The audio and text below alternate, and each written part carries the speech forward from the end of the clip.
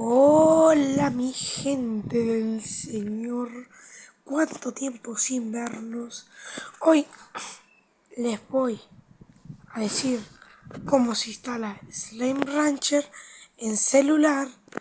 Que ojo, idea mía no fue idea de una Emma, me lo enseñó un amigo, pero a él le hackearon su cuenta de Google, sus dos cuentas de Google, y le borraron la cuenta de YouTube. Entonces, fuerzas amigo, que ya debes, capaz que vea este video de alguna forma. Y bueno, fuerzas amigo, fuerzas. Primero tenemos que buscar Slime Rancher APK espacio. APK espacio. O si no, si quieren, si quieren, uy, puse slime, sí. Si quieren, pueden poner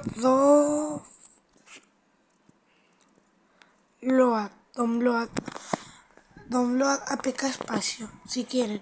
Pero se puede poner APK espacio. Bueno, después que hayan puesto Slime Rancher Download APK espacio, tienen que, bueno, busquen.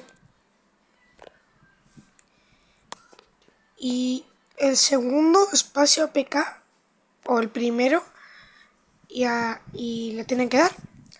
Y después acá le tienen que dar a descargar. Y denle a última versión. Se le va a descargar.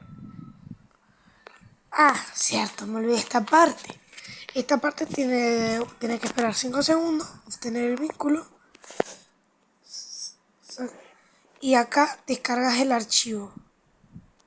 Y bueno, lo descargan el archivo, abren el archivo y se instalan el Slime Rancher que tengo por acá.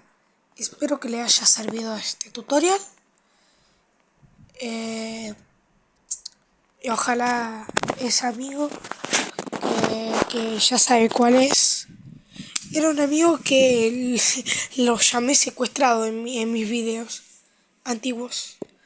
Y bueno, acá estoy entrando a Slime Rancher. Espero que le haya servido. Muchas gracias. Adiós.